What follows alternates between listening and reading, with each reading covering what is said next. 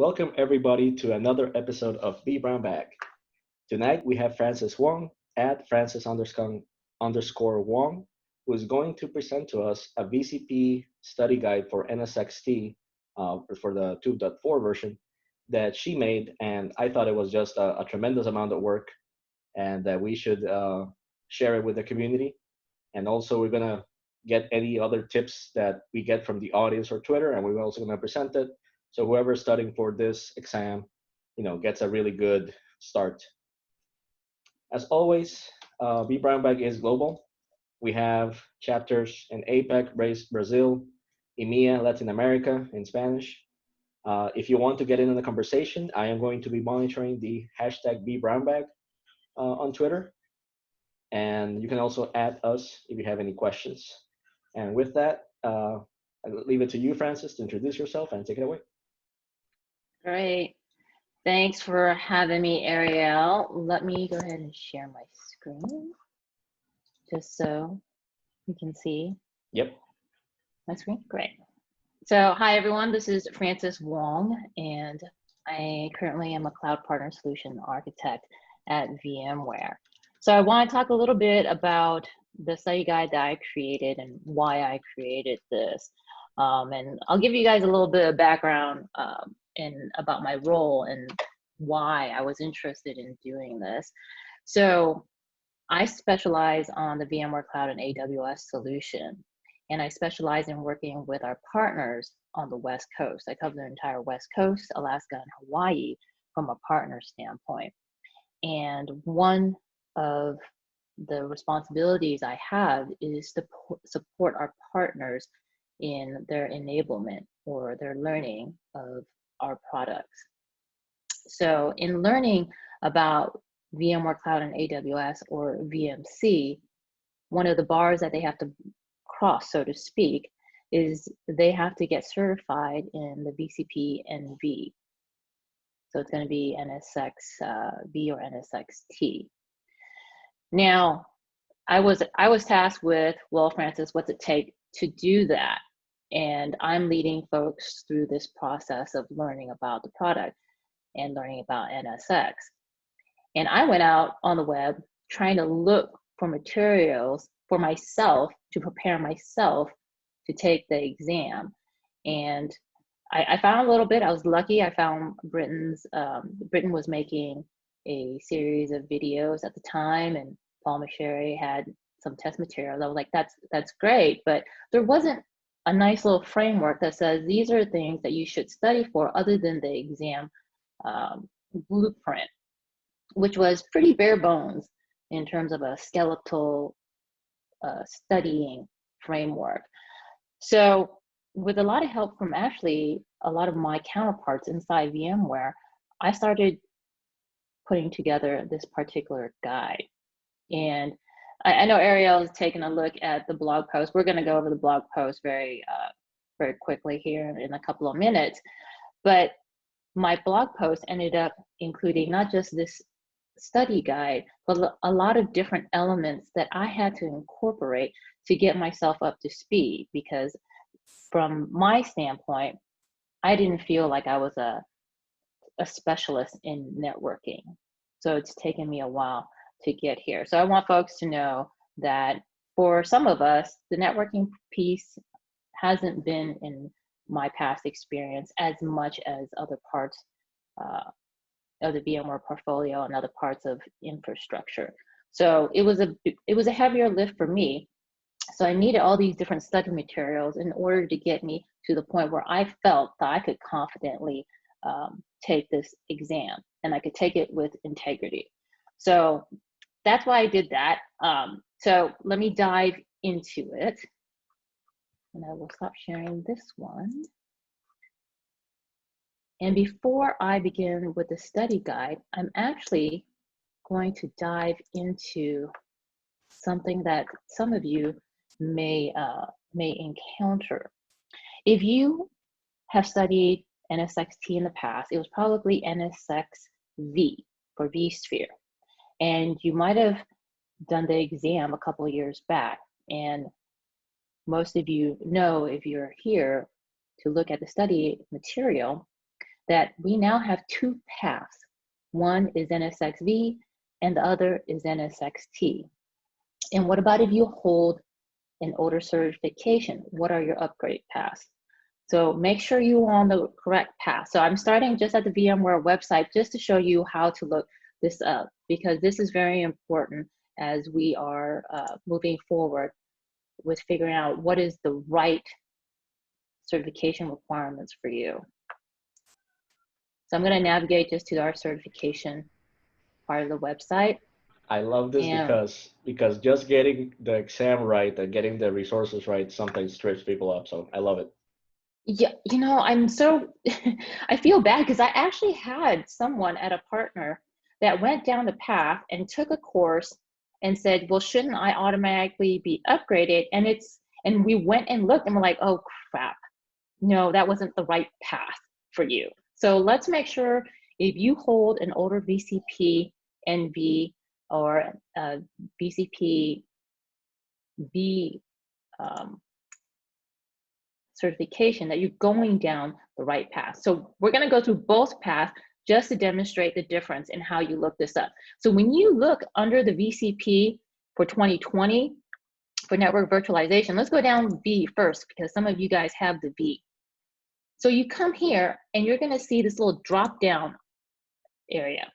If you hold a VCP-NV 2019, if you got certified last year, you have an option of attending a course to satisfy the VCP-NV 2020 requirements. You don't have to take an exam, guys. That's the difference, okay? However, I mean, you have the option of taking an exam or taking a training course. I know which one I would do. I'm like, let's just take a course. In fact, you can just do a what's new course.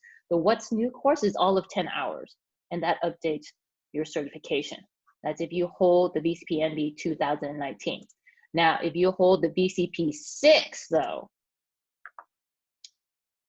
and this is where I want to be very careful. It's recommended that you attend a course, but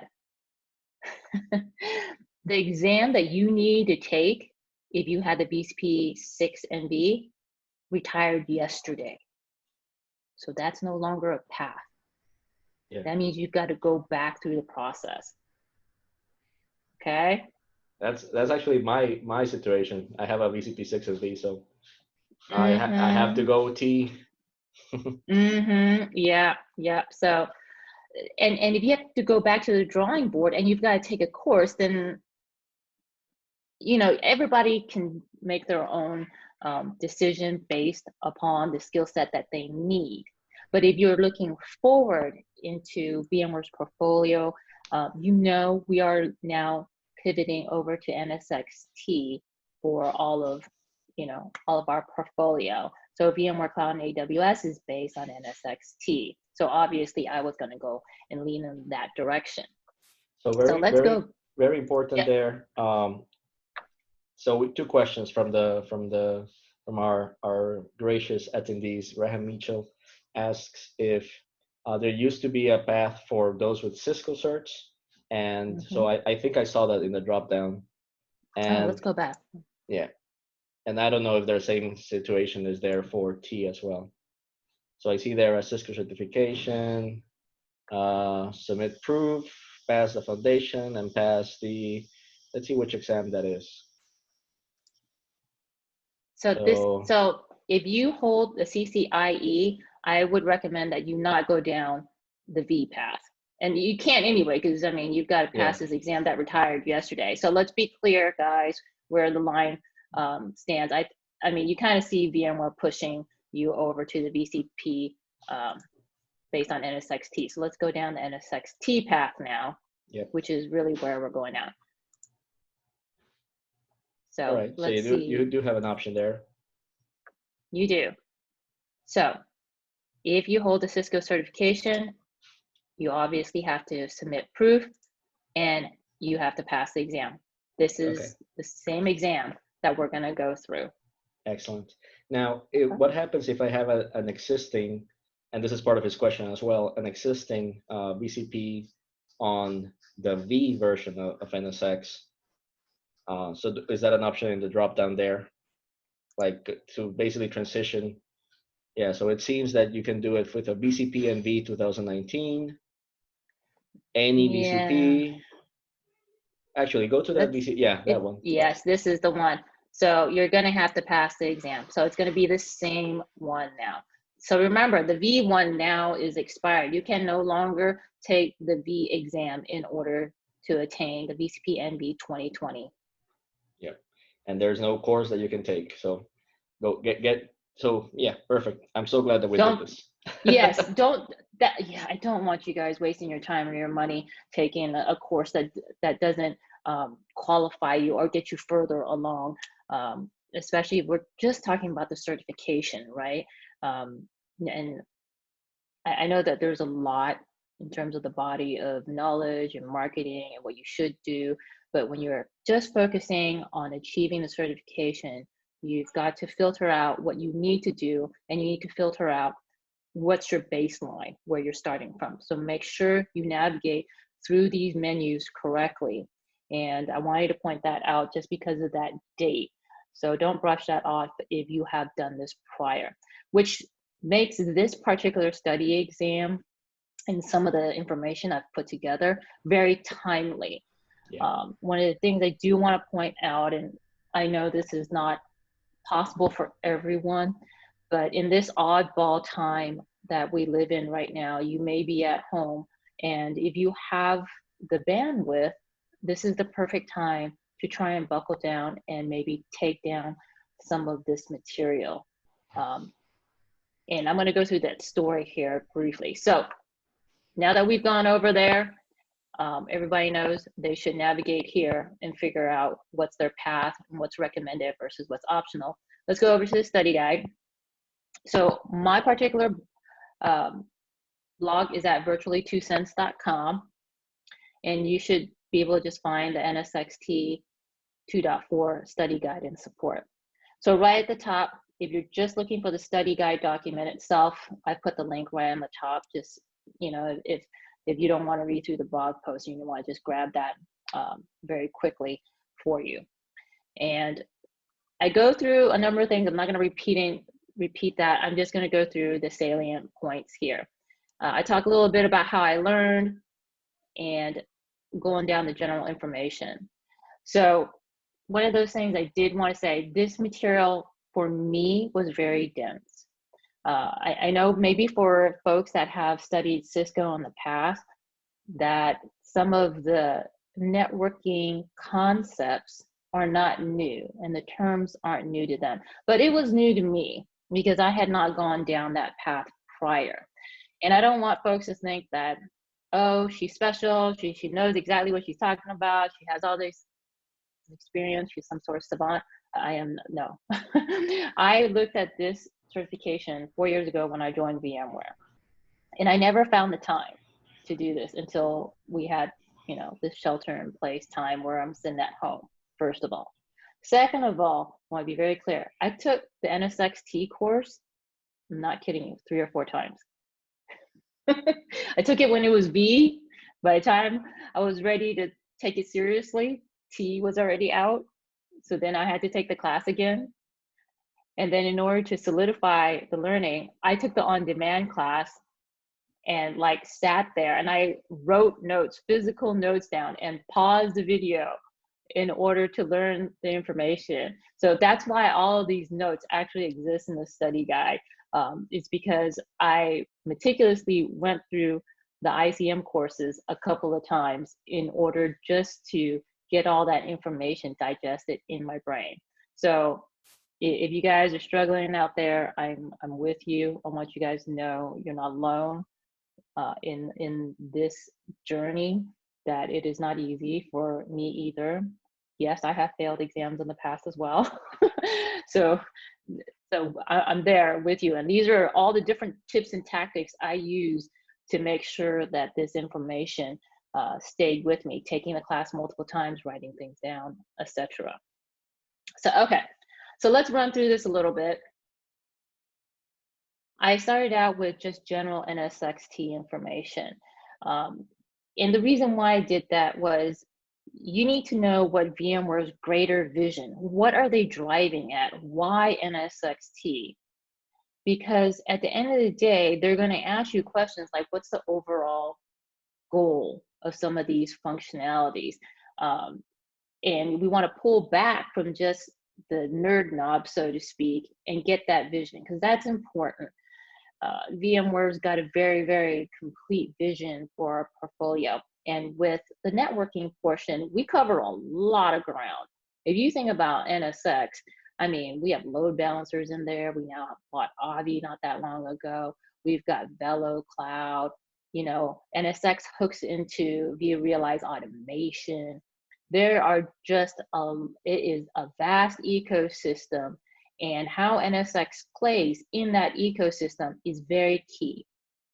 One of the key reasons why I came to VMware 4 years ago from a technology standpoint was because of NSX. I got it. I got why microsegmentation was important. I got the automation piece of it.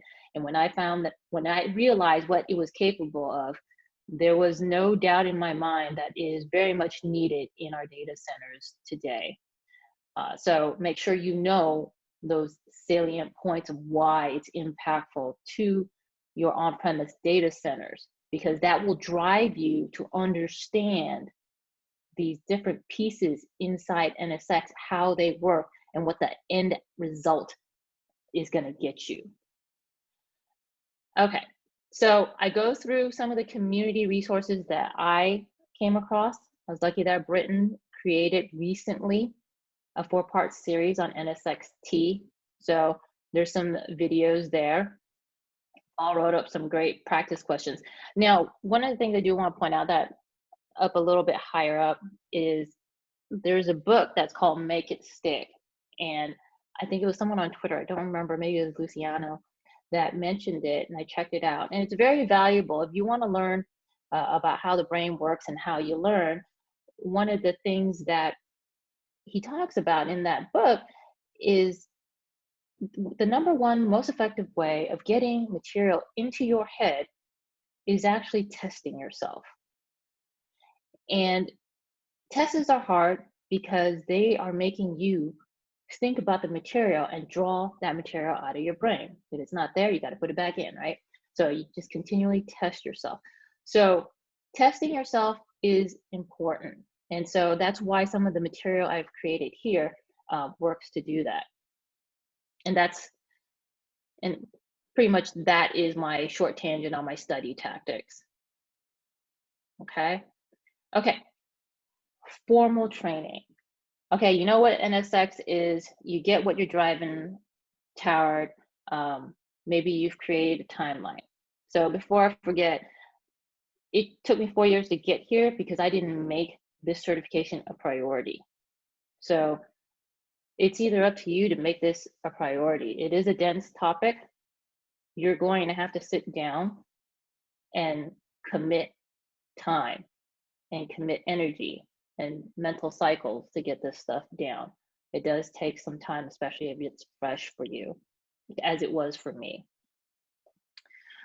So you move on to formal training, and this is most of the time we're really thinking about the install, configure, and manage course. When we think I'm ready for a course in this topic, the one that we have today is going to be the NSX-T 2.4. We refer to it here internally as ICM, Install, Configure, and Manage course, because a lot of our courses are named that way. That will be your starting point, and that's going to provide you with a large body of material from the course to study through. And obviously, the instructors are going to walk you through it.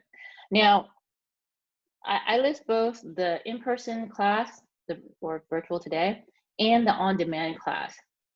The preference is really up to you and what your learning style is.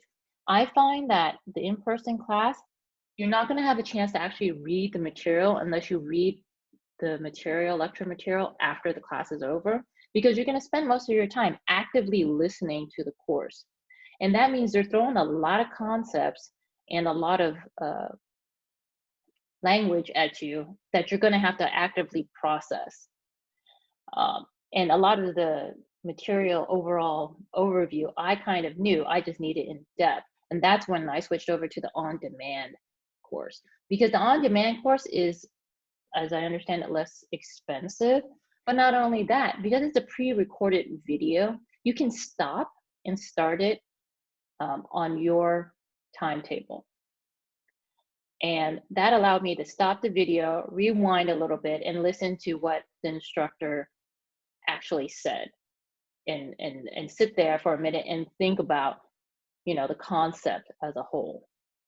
So those are two different paths. They're both equally good. I took both. It just depends on your learning style, okay? And timing, obviously. Oh, and the other difference is the on-demand course gives you a lab environment for 30 days versus when you take an in-person class, it's that week and that week only, right? Okay, there is a prep course, but I kind of found it hard to follow, so I didn't actually take it. All right, let's see. Okay, let's move over to the study guide here real quick.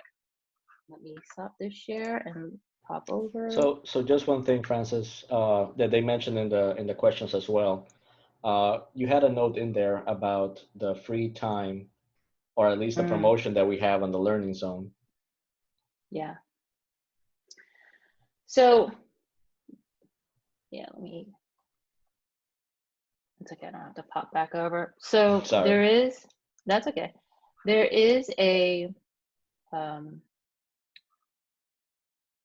I can just say it real quick. The VMware Learning Zone has an exam prep for NSX as part of other things, and there's a free tier, but normally for the courses and the exam prep you need to have a paid tier, but because of COVID and other things, VMware set out a free 6-month promotion for the premium level.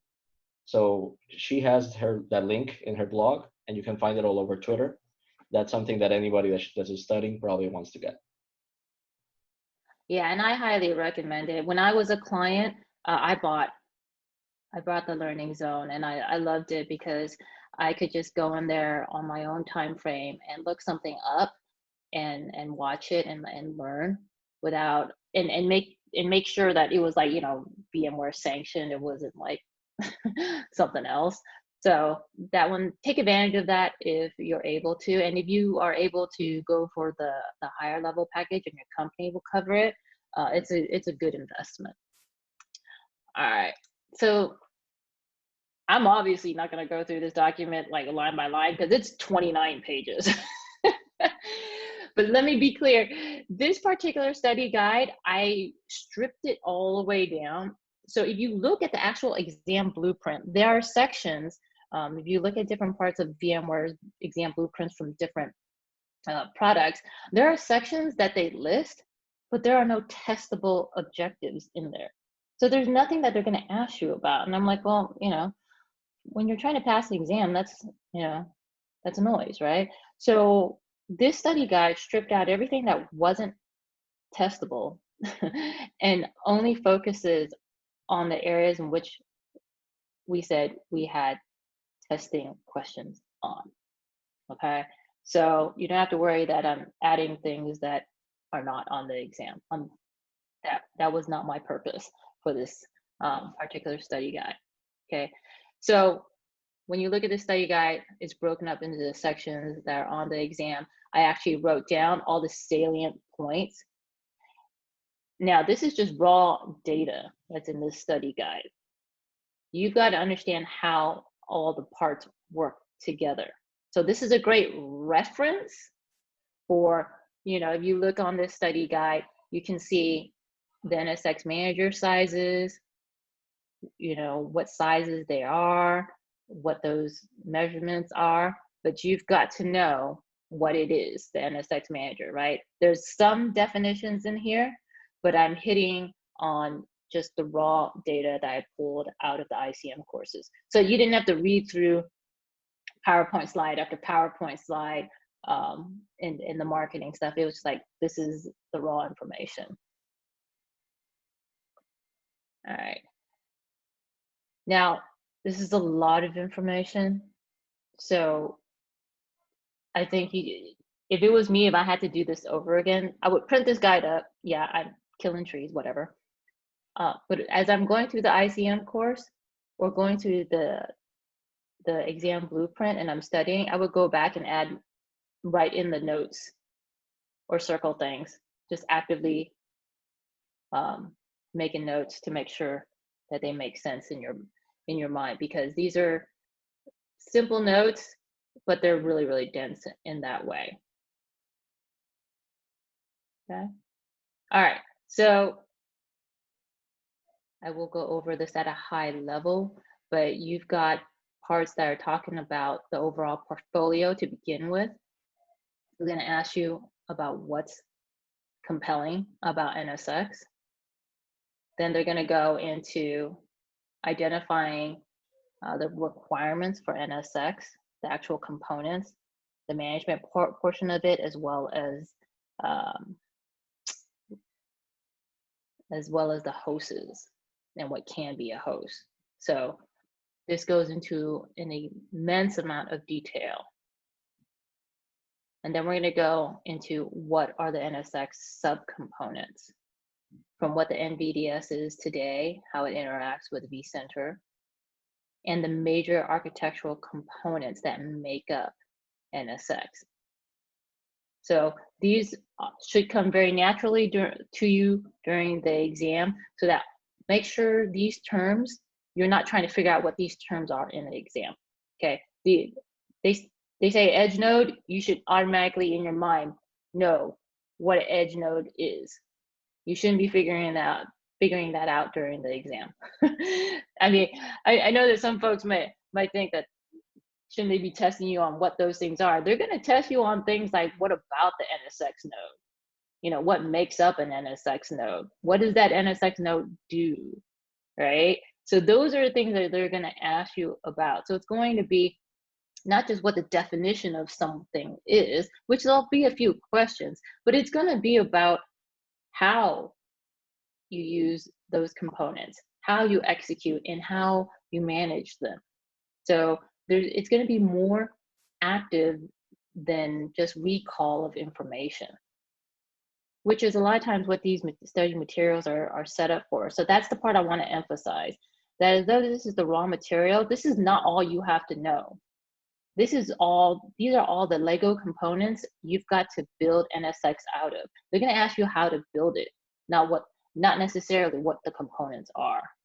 Although there's definitely exam questions that are going to ask you various definitions, okay?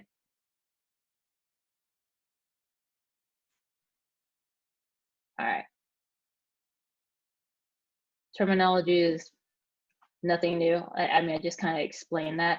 They're going to go into the difference between a segment, a VLAN, and a port group.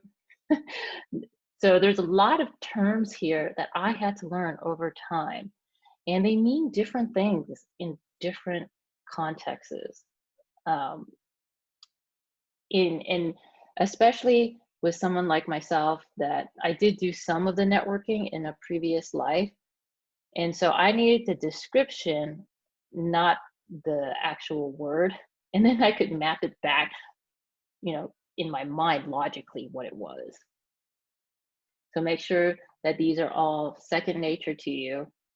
They will ask you things regarding the NVDSs and the tunneling and all the mapping protocols. So things like this are important. Oh, one more thing.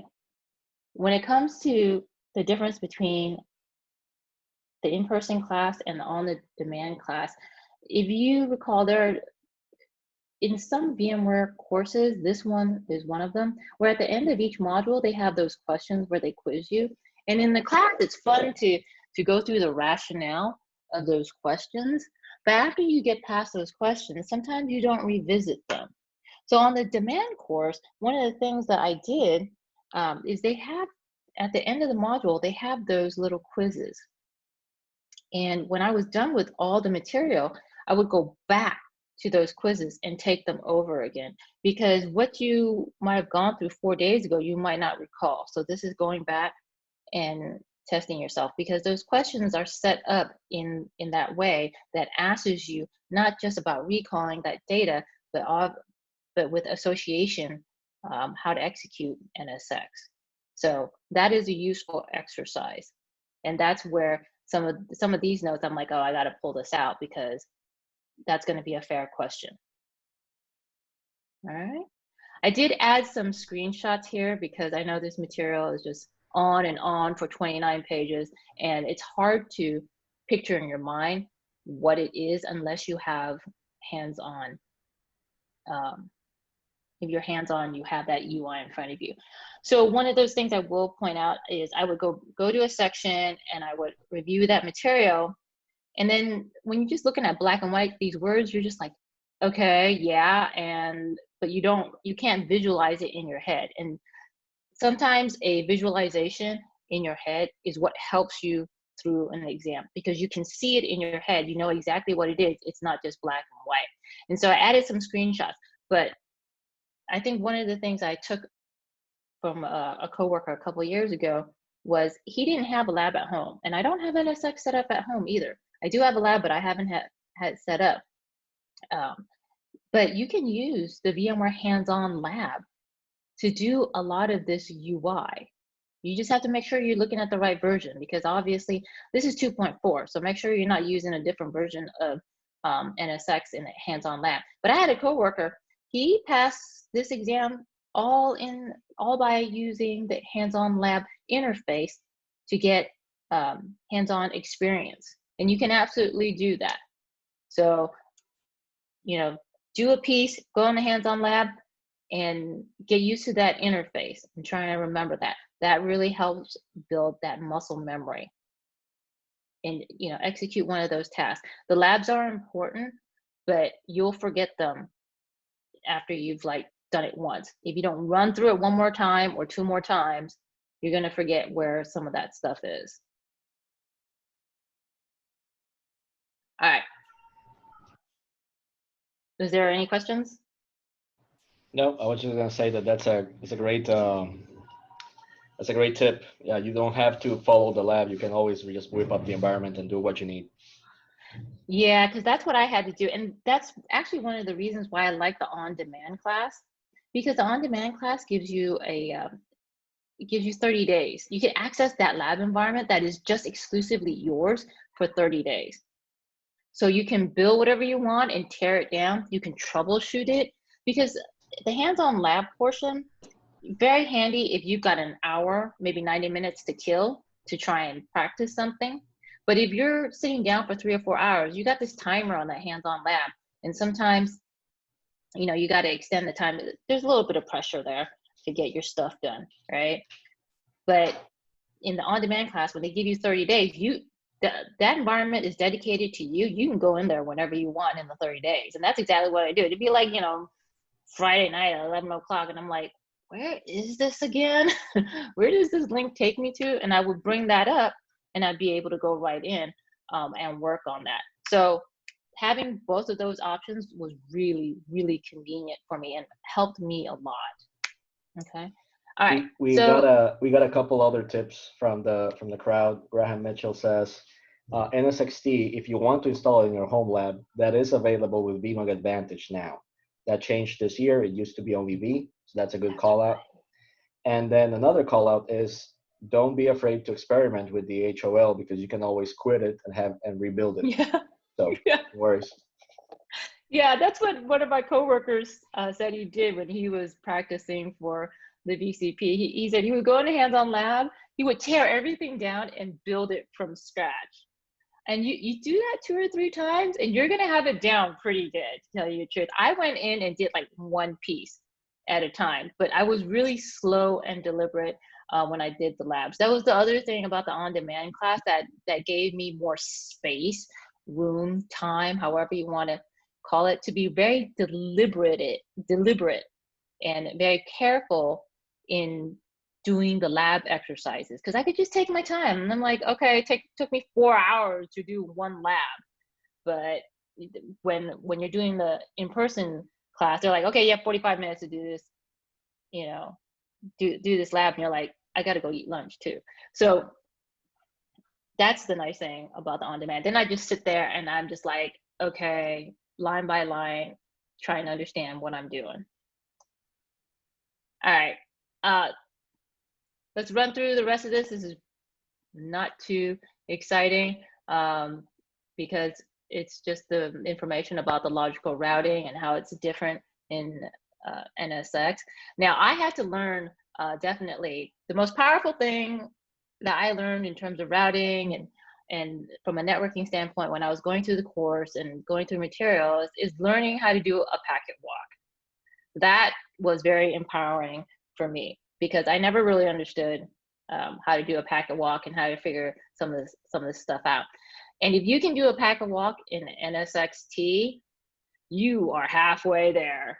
Let me tell you, if you can do a packet walk and understand the different components, software components that you are navigating through in NSX-T, that will help you now and it will help you later, because that is a major piece of trying to figure out how these different abstracted objects work, going from a tunnel endpoint to a logical switch to a logical router, from a T1 to a T0, and how it goes to an SR. If you can follow a packet trace up, out, and in, you are going to know and understand how those different components and different architectural designs are going to work. So it's very important that you know how to do a single tier and a multi-tier topology, right? And do a packet walk through those. And how you would do it in the interface via the command line is equally important. So we're diving a little deeper, I understand, but these are the things that you need to be comfortable in navigating before you go and take the exam, because there's just portions of the exam that are going to refer to something like that. And if you don't have that process down in your head, you're going to be lost. All right. Let's see. I put a couple of links here just to as a backup data source, because there's a lot of information about the sizes of some of the components like the NSX manager and the edges and the requirements. Here, these are the edge node requirements and what it supports. And I didn't know that we didn't support AMD processors. Did you know that? So a little later, I think they released a patch and they made it available for EPYC servers. But for the exam, you know, when the exam comes out, if it says 2.4, it has to be consistent with 2.4. Yes. Yes. So VMware is obviously all of our different products release different versions. So when you are looking at study materials, when you're looking at the exam, and when you're looking at the hands-on lab, make sure you are looking at the same version, because the hands-on lab is, you know, releasing different versions of labs in or different versions of the software with the different labs. So make sure you're looking at the same thing, because they don't look different. I mean, they do look different in the different versions. Okay, consistency is key there.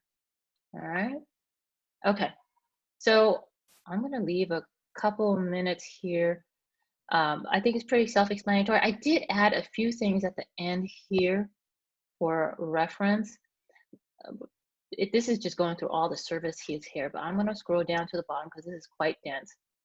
And I wanted to point out that at the very end, I did put some of the command line information. These are the tools. Is this the command line? Troubleshooting. Okay, a little bit further down. All right, here we go. Don't miss this.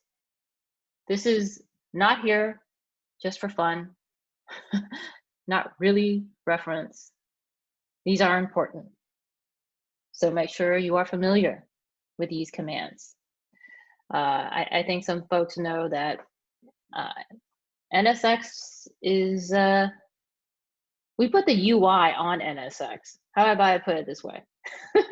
Sometimes it can be API first. There's some things you can do in NSX that are API only. So they want you to be comfortable if the UI is not available to you. And that's why I put some of these here. There's more that you should review, but these are the basic commands that you should be familiar with. Okay. Now I'm going to flip quickly back over to the blog here.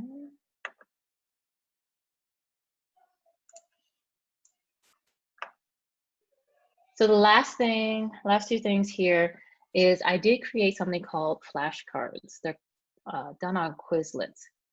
And this is where I was testing myself on the concepts. And if that's something that you want to do to test yourself with, I have actually shared them publicly. The link is here. There are flashcards that you can use to test yourself on some of the exam topics. I created 90 of them from the material that I just went through in the study guide and from the ICM courses. So that can be a good way of quizzing yourself and testing yourself to make sure you know some of the concepts. So that's the last thing I have from a material standpoint. And the last thing I want, yeah, go ahead. I just wanted to correct myself. Mithun actually sent me, hey, AMD processors are officially supported with NSX-T 3.0. So just for anybody listening, it's from 3.0 onwards. That's AMD. Sorry about that. Yeah, go ahead. Yeah. 3.0 only dropped a couple weeks ago, so you can see how fast we're moving. I think the 3.0 exam might be out already, but obviously there's not a lot of study materials available for that just yet, and it is different too. Okay, so that's the flashcards. The last thing I touch on, I won't get into it here. I have some tips about taking the exam itself in this environment that we're currently in. So if you're taking a virtual exam, I had never taken one of these virtual exams, so it was kind of a comical experience. I was really sweating it because things like my privacy plugin were blocking things. So it took a long time for me to take the exam because I had to do a lot of configuring. So go through that. It's by Pearson VUE. Make sure you go through their document. They have a document that they send you prior to the exam. Make sure you go through their prep exercises and be on the lookout for giving yourself enough time ahead of time before your scheduled exam to make sure your system is capable of providing the exam to you. All right. Yeah, and I see it's in red, right? but this is a funny story. Yeah. Same thing happened to me when I was taking a Linux Foundation exam. The guy wanted me on the webcam. He wanted to check everything around the desk. Just the verification took at least 20 minutes to get started. Yeah, mine was so bad. I wrote this blog the night after I took the exam. So all of this was like so fresh in my head. And quite frankly, it was like, now that I've done this once, the second time is not going to be that hard, right? But I just want everybody to learn these lessons because it can be so stressful. You're preparing yourself to take an exam. I get anxiety, when I do these things, when I speak, when I take these exams, I get anxiety. So I'm already like amped up. And then to have to fight through some of the issues to the point of taking the exam, I mean, I was pumped.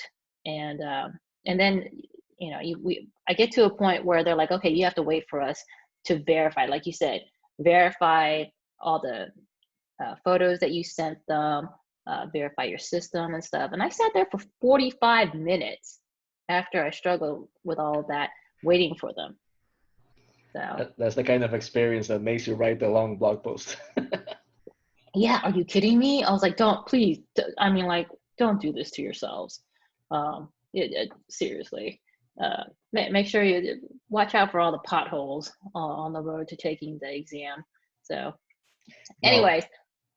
I really appreciate that you have distilled all this effort and knowledge, and every time you took a left turn that didn't work out for you.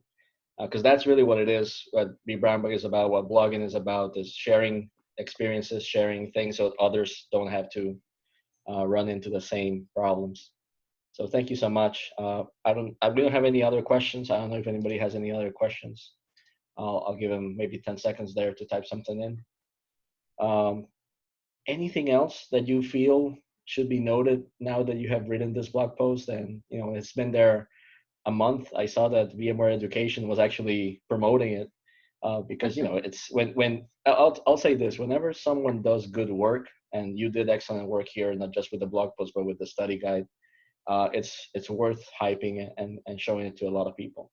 So anything else that came after that maybe you want to share? Thanks. Yeah, I was surprised when we got so much attention, but I did want to get this out to the community. And it was because, my personal experience, there wasn't a lot of framework and a lot of assistance with studying for the exam. And, I had a lot of partners that I worked with that were struggling with it. And they would ask me if there were materials for studying, not just the class. And so I knew that there was a gap there. And so I wanted to put this out there for you guys and let you know these are all the things that I've used that worked for me, because I was able to pass the exam successfully the first time. Not to make light of the amount of work that you're going to have to do, but I want you guys to feel like you're supported. We're here for you. We've been through this as well. You're not alone. I understand the late nights. I myself was up every night trying to digest this information. It is hard for a number of us. So don't think that those of us that have taken it are just like breeze through it. It was not a breeze. And that's kind of why I wanted to share the story, not only to share the information for all of you to try and consume and help you through this process, but also let you know you're not alone out there in going through this, because it is hard. All right. Well, you can find Francis on Twitter, Francis_Wong. You can always ask questions for NSX on Twitter with #RunNSX. And you can reach out to myself at Ariel Sanchez Moore, or just use the #vBrownBag if you want to comment on this recording. Thank you, everybody that attended live, and that's going to be it.